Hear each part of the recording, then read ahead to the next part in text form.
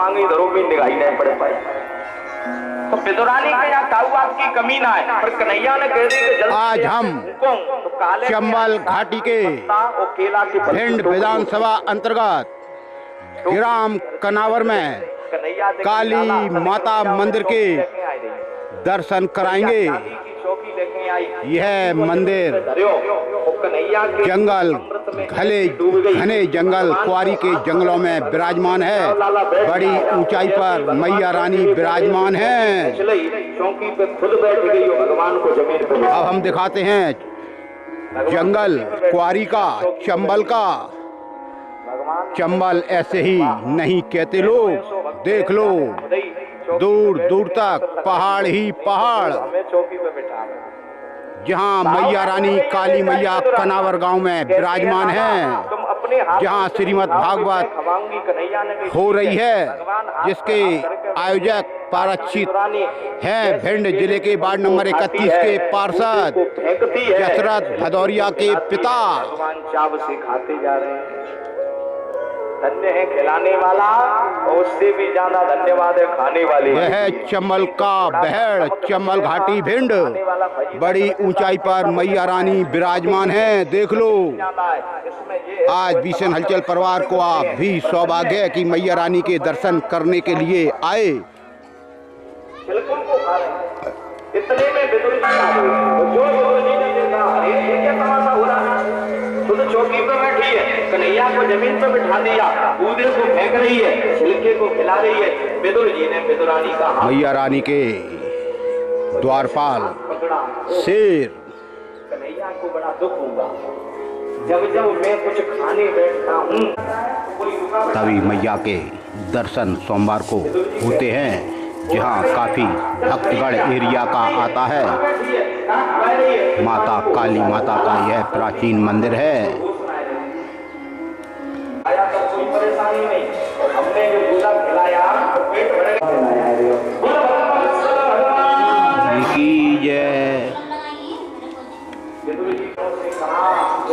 तभी भिंड से श्रीमती सुलेखा चौधरी भी आज मैया रानी के दर्शन करने आई।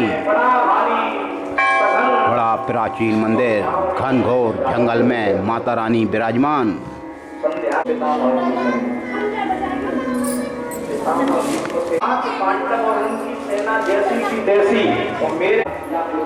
तभी महाराज जी की पूजा में एक भक्तगण हमेशा रहते हैं। कितना पुराना मंदिर है बाबा? बहुत पुराना मंदिर है, बहुत पुराना मंदिर है। बाबा जी कह रहे हैं। हम भी आपको आज दर्शन कराते हैं काली मैया के। भद्रकाली के नाम से, भद्रकाली के नाम से हैं माता रानी। भद्रकाली कहते हैं ना सभी। उन्होंने लिखा तो साइन बोर्ड में है माँ काली धाम। माँ काली धाम के नाम से यह प्रसिद्ध कनावर गांव में अखंड ज्योत यहाँ हमेशा जलती है। हाँ, ज्योत 24 घंटा चलती है। और सोमवार यहाँ भीड़ बहुत रहती है। सोमवार यहाँ भीड़ बहुत होती है, हर सोमवार को। बाबा जी कह रहे हैं सोमवार को, हर सोमवार को काफी भक्तगण यहाँ माता रानी के दर्शन करने आते हैं। अरे बम्बई तक के आते हैं। बाबा कह रहे हैं बम्बई तक के भक्तगण माता रानी के दर्शन करने आते हैं। बम्बई तक के 4 पैसा से आते हैं, समझ लीजिए। इस मंदिर का एक और इतिहास है। यह माता रानी आपको दिख रही हैं, यह नगर कोट से आई थी बहुत साल पहले। एक से बड़े परिवार के भक्तगण इनको लेकर आए थे। लेकिन सबसे बड़ी बात यह है कि यह केवल एक छोटे से सालग्राम के रूप में आई थी, जिनको आप जेब में रख सकते थे। इतनी छोटी इनकी प्रतिमा थी। लेकिन समय गुजरता गया और माता रानी अपना रूप भी बढ़ाती गई। आज माता रानी की प्रतिमा आप देख सकते हो, 1.5 फुट से ज़्यादा की होंगी। लेकिन जब यह आई थी तब इनकी बिल्कुल छोटी सी मूर्ति थी, ऐसा यहाँ के भक्तगण कहते हैं। काली माता मंदिर कनावर उमरी थाना अंतर्गत यह गांव है। लाते हो कल और आज कुछ और कहा। अब पिता सोच रहे तभी हैं, हमने तो हर माता रानी के ही मंदिर पर श्रीमद् भागवत कथा का भी आयोजन हो रहा है। उस पिता को आँखों से मारा, इसी को चमल घाटी कहते हैं। वह प्रभु चरणों में लगी हुई देखो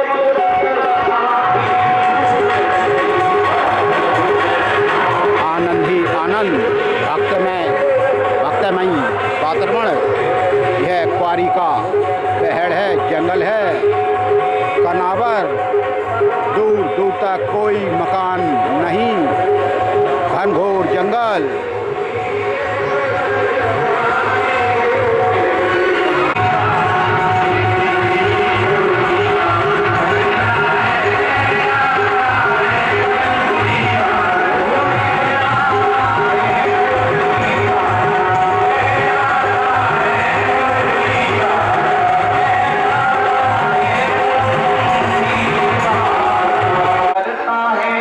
तभी मंदिर पर भी भोले बाबा विराजमान हैं, नंदी बाबा विराजमान हैं। तुझे लाने वाला कन्हैया कहाँ है? भोले बाबा की शिवलिंग और नंदी बाबा। कैसे पता कि मैं आई नहीं हूँ, मुझे लाया गया है? और आपको कैसे पता कि मुझे मुरली वाले लाए? मेरे मन बस गया सावरिया। माता रानी ऊपर विराजमान है पहाड़ पर। भक्तगणों ने यहाँ सीढ़ियाँ लगाई हैं और बहुत बड़ा घंटा भी चढ़ा है।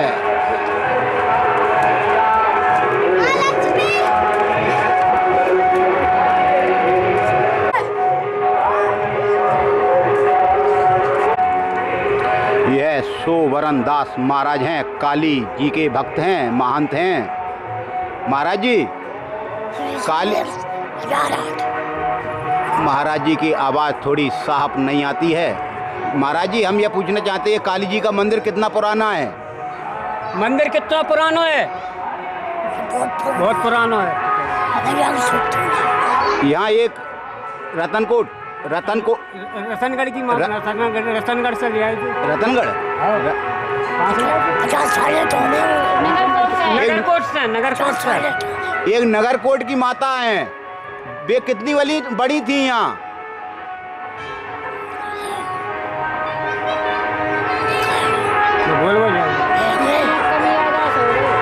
महाराज जी वृद्ध हो गए हैं, इसलिए अब कुछ ज़्यादा नहीं बता पा रहे।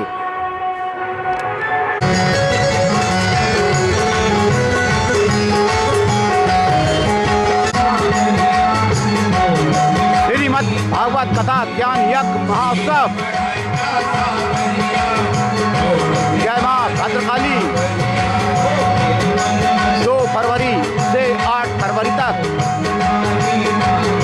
इसका आयोजन हो रहा है कनावर गांव में काली माता मंदिर पर। इसके परिचित हैं स्वर्गीय श्रीमती उमा देवी और नरेंद्र सिंह भदौरिया।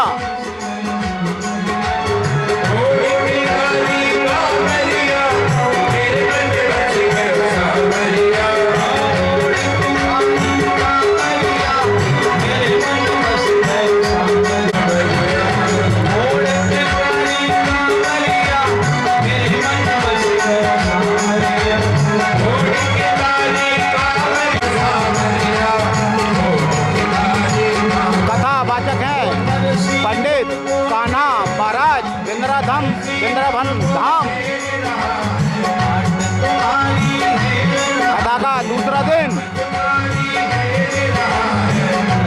कान्हा महाराज के मुखारबिंद से कनावर में यह आयोजन हो रहा है श्रीमद् भागवत कथा का, जिसके परिचित हैं नरेंद्र सिंह भदौरिया और दशरथ सिंह भदौरिया, वार्ड नंबर 31 के पार्षद।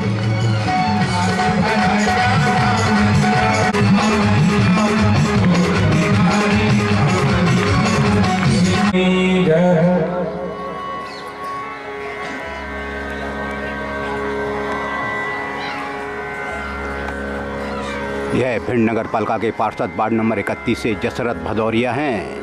इन्हीं के पिता परीक्षित हैं। बोलो द्वारिकाधीश भगवान की, शिव नमः पार्वती पतये, हर हर हर महादेव। शंभो न रहे पर दुख में हाथ थाम ले, कह दे मैं खड़ा हूं, मर मिटने को भी तैयार हो जाऊंगा, भैया चिंता नहीं करना। दोस्त हजारों बनाए जा सकते हैं, एक ही दिन में बनाए जा सकते हैं, पर पूरा जीवन बीत जाएगा साहब, सच्चा मित्र नहीं मिल पाएगा। सच्चे मित्र की खोज नहीं कर सकते। जे न मित्र दुख होई दुखारी, तिनहि बिलोकत पातक भारी। धीरज धर्म मित्र यरो नारी, आपद काल परखिए उचारी। धैर्य, धर्म, मित्र और नारी, इन चार का परीक्षण संकट की घड़ी में होता है। कौन अपना है कौन पराया। दोस्त और मित्र बहुत अंतर है साहब। लोग कहते हैं दोस्त मित्र दोनों एक ही हैं। दोस्त कभी मित्र नहीं हो सकता और मित्र कभी दोस्त नहीं हो सकता। दोस्त किसे कहते हैं? दो धन अस्त बराबर दोस्त। अस्त माने डूबना, वो खुद भी डूबे और साथी को भी डुबा दे, सो होता है दोस्त। पर मित्र वो है, वातावरण को सुगंधित करने के लिए इत्र की जरूरत है और जीवन को सुखमय जीने के लिए मित्र की जरूरत है। वातावरण इत्र से शोभायमान है, जीवन मित्र से शोभायमान।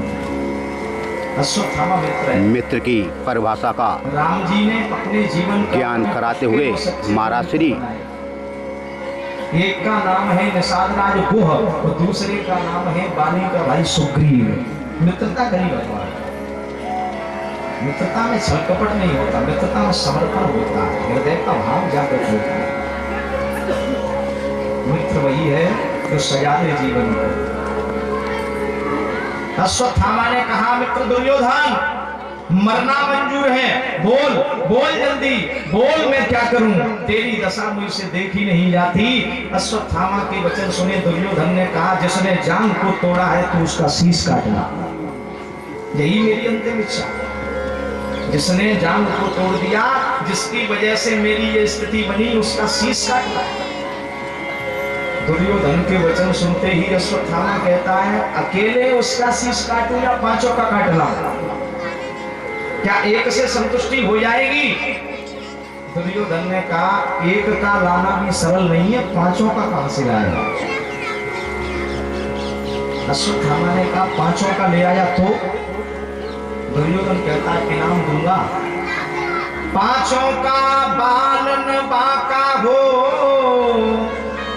जब रक्षक गिरिवर धारी है, जब रक्षक कृष्ण मुरारी है। पांचों का बाल नमका हो जब रक्षक कृष्ण मुरारी है। अश्वत्थामा ने कहा ये तो समय बताएगा, मैं मारूंगा युधिष्ठिर को, भीम को, अर्जुन को, नकुल को, सहदेव को। एक भी आज रात्रि में सोता हुआ जिंदा नहीं बचेगा। पांचों में से एक भी सूर्य को उदय होता हुआ नहीं देख पाएगा।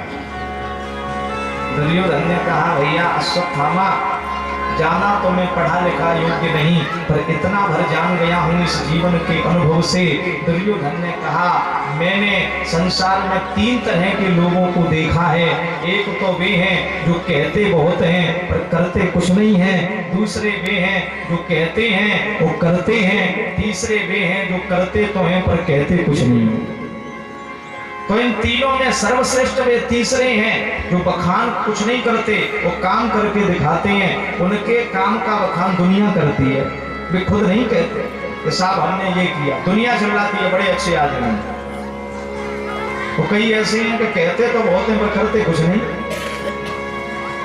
ये अधम हैं, वे उत्तम हैं जो कर रहे हैं पर कह नहीं रहे, और वे मध्यम हैं जो कह भी रहे हैं और कर भी रहे हैं। जो कहा सो कर दिया, अभी मध्यम से नहीं। अश्वत्थामा ने कहा तुम कहना क्या चाहते हो? दुर्योधन ने कहा तुम तीनों में कौन से हो ये पूछना चाह रहा है। कहने वाले हो या करने वाले हो, या कहने वाले और करने वाले हो, अथवा करने वाले या कहने वाले, कौन हो तुम? अश्वत्थामा ने कहा कौन हो कौन नहीं सवेरे बताऊंगा। दुर्योधन ने कहा चला जा। अश्वत्थामा गया। संयोग देखिए जिस जगह द्रौपदी के 5 पति सोया करते थे, आज द्रौपदी के 5 बेटा सो रहे हैं। रात्रि के अंधेरे में उन 5 बालकों को 5 पांडव ही समझ लिया और एक संग तलवार से 5 का शीश काट दिया, एक कपड़े में बांध लाया। देख दुर्योधन, मैंने 5 को मार दिया। दुर्योधन अचंभित है। दुर्योधन ने कहा असंभव, ऐसा हो ही नहीं सकता। अश्वत्थामा ने कहा हो नहीं सकता, हो चुका है। भरोसा नहीं हो तो देख ले, सबूत लेके। तो जैसे कोटली को टटोलने लगा दुर्योधन, चट चट करके ये सिर में खोपड़ियां चटकने लगी। तुरंत वस्त्र को खोल के देखा। दुर्योधन कहता है मुझे तो पहले ही पता था कि ये पांडव नहीं है, क्योंकि टटोलने भर से मैं समझ गया ये तो बच्चों के सिर हैं। पर आज खोल के उस कोटली को मैं जान गया, अश्वत्थामा तूने तो हमारे वंश में कोई पानी देने वाला भी नहीं छोड़ा। कौरव पांडव अलग अलग नहीं, एक ही वंश के तो हैं। ये बड़े होते कल पांडवों को तर्पण देते, इन्हें याद आती कौरव भी तो हमारे ही हैं, पांडवों के सारे हमें भी तर्पण मिल जाता। अब आगे मेरी आंखों के सामने से चला जा, मैं तेरा चेहरा देखना नहीं चाहता। अश्वत्थामा कहता है आपने टटोल के परीक्षण कर लिया कि ये पांडव नहीं है? दुर्योधन ने कहा हाँ, मैंने टटोल के उनके सिरों को स्पर्श करके ही परीक्षण कर लिया। जब हम छोटे थे, भीमसेन की उम्र मात्र उस समय 2 वर्ष की थी। मैंने अपनी आंखों से करतब देखा, माता कुंती 2 साल के बच्चे भीम को आकाश में गेंद की तरह उछाल के गोल खिला रही है। बालक भीम कुंती के हाथों से छूट गया, सिर के बल नीचे गिरा और जहां गिरा वहां पत्थर की शिला थी। शिला पर सिर पड़ते ही 2 टुकड़े शिला के हो गए और भीम के सिर में चोट नहीं आई। हम उसी समय समझ गए कि इतना बलधारी है। तो तुम कहते हो मार दिया, ये भीम की खोपड़ी है ही नहीं, सिर है ही। अश्वत्थामा चुपचाप दबे पांव वहां से चला गया और उसी क्षण में दुर्योधन की मृत्यु हो गई। दुर्योधन धरनी पर मरना समझ गया, मर गया बेचारा। स्थिति बदली, रात भर निकली है, जो ब्रह्म मुहूर्त हुआ, सोचा मेरे पुत्र जग रहे होंगे अथवा जगने वाले होंगे। माज कर 4 बेटों को पालती है एक माँ, पर बूढ़ी होने पर उन 4 बेटों से एक माँ पाली नहीं जाती। एक माँ 4 को पाल देती है, पर 4 एक को नहीं पाल पाता। आज वो माँ, आज वो छत्राणी, आज वो द्रौपदी अपने बच्चों को जगाने जा रही है। और जैसे ही शिविर में प्रवेश किया, हाय विधाता, जो दृश्य देखा पछाड़ खा के जमीन पर गिर गई। क्या इस दिन को देखने के लिए मैं जिंदा हूं? इससे पहले तो मेरी मृत्यु हो गई होती। 5 मर गए, एक संग मर गए, सिर तो है ही नहीं, धड़ पड़े हुए हैं। माता शिशूना निधनम सुताना निशम्य घोरम परितप्यमाना। आज वो माँ अपने शिशुओं के लिए, अपने बच्चों के लिए चीख रही है, चिल्ला रही है, रुदन कर रही है। 5 पांडव आ गए, द्वारिका के राजा द्वारिकाधीश आ गए। द्वारिकाधीश ने कहा अर्जुन, ये करतूत और किसी की नहीं, तुम्हारे गुरुदेव द्रोणाचार्य के बेटा अश्वत्थामा की है, उसने ये किया। सुनते ही अर्जुन क्रोध से संतप्त हो गए। द्रौपदी के आंसुओं को पहुंच दिया, छत्राणी रोना धोना बंद कर दे। अगर मैं पांडु का पुत्र हूं, अगर मेरे कंधे पर गांडीव शोभा पा रहा है, तो 3 लोक 14 भवनों में अश्वत्थामा कहीं भी छिप जाए, बांध कर तेरे चरणों में शाम से पहले न डाल दिया तो आज के बाद कंधे पर गांडीव को नहीं उठाऊंगा। अर्जुन ने प्रतिज्ञा कर ली।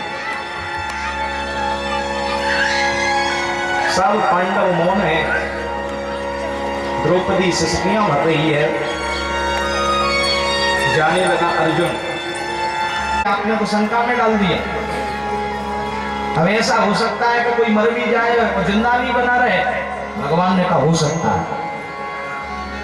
थोड़ा बुद्धि विवेक से सोचना पड़ेगा। ये मरेगा वो जीवित भी बना रहेगा।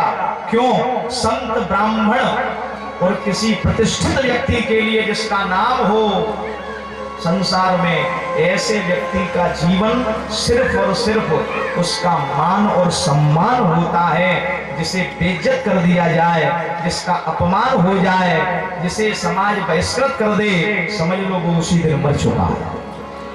वो जिंदा थोड़ी है, चाहे कितना लीजिए, वो मर गया। तो एक काम करो, तुम इसका अपमान कर दो, अपमान करोगे तो ये मर गया।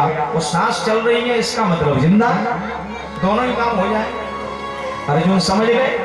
अर्जुन ने तुरंत जो रस्सी बंधी हुई थी उसको तो खोला और तलवार के माध्यम से इसके आधे बाल मोड़ दिए, आधी मूछों को मोड़ दिया, माथे से तेज की मणि को निकाल लिया और चरण की ठोकर मार के इसे भगा दिया। यहाँ से माने भरे समाज में इसका अपमान हो गया। यद्यपि जग दारुण दुख नाना, सबते कठिन जाते अपमान। सबसे कठिन जाति अपमान। संसार में यद्यपि अनेक दुख हैं, जाति अपमान सबसे बड़ा दुख है। बहिष्कृत कर दी जाए यहाँ से। जाते जाते ये तो नहीं सोच रहा कि मैंने 5 मारे फिर भी मैं जिंदा हूं। जाते जाते ये नहीं सोच रहा कि उन्होंने कितनी कृपा करी कि मुझे मारा नहीं। जाते जाते ये सोच रहा है, पांडवों तुमने मेरे संग अच्छा नहीं किया, अभी तो मैंने पुत्र मारे हैं, वो पोते को भी जिंदा नहीं छोड़ूंगा। उत्तरा बेचारी घबरा गई। उत्तरा सोच रही है मेरी रक्षा कौन करेगा। जब तक कन्या कुंवारी होती है, भरण पोषण रक्षण तीनों अधिकार पिता के होते हैं। खाने को भोजन, पहनने को वस्त्र, रहने को निवास स्थान कौन देगा? पिता देगा। पर जिस दिन विवाह हो, मेरा ब्याह कर दिया, मैं आ गई अभिमन्यु के यहाँ, पर मेरे पति तो मुझे 20 मझधार में छोड़ के चले गए। अब न सहारा पति का, न सहारा पिता का, कौन मेरी सहायता करेगा? रोने लगी, बिलखने लगी।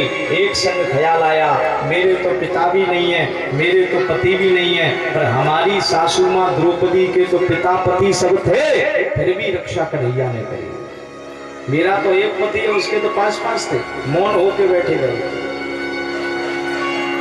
जिसका कोई नहीं उसके दीनानाथ हैं। देवदेव जगतपते मृत्यु पर हुए हैं, और जिसका कोई भंडारे की उत्तम व्यवस्था चल रही है। जंगल में यानी क्वारी का किनारा है, भंडारे के लिए प्रसादी बन रही है। बच्चे को बचा लेना, अगर ये मर गया। तभी हमारे जसरत भदौरिया वार्ड नंबर 31 से पार्षद के पिता ही इसके पारिच्छद हैं। बारंबार भगवान को मना रही है।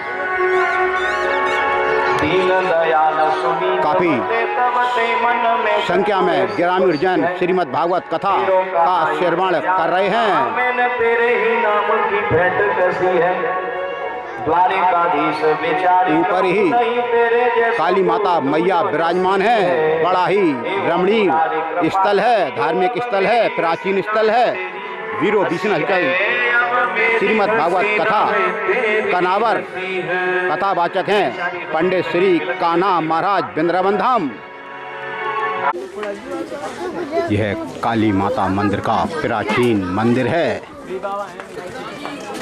यहाँ हर सोमवार को भक्तगण आते हैं।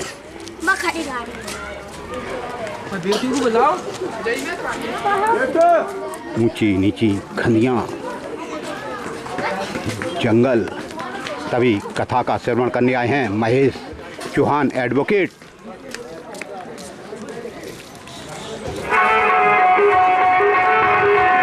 वरिष्ठ एडवोकेट महेश सिंह चौहान।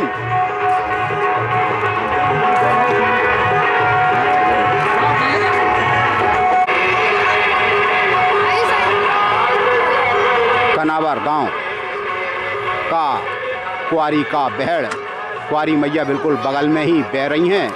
यहीं माता रानी का दरबार है और यहीं श्रीमद् भागवत कथा का आयोजन हो रहा है। वीरो भीषण हलचल सबसे तेज कनावर गांव के प्राचीन मंदिर काली मंदिर से विजय चौधरी।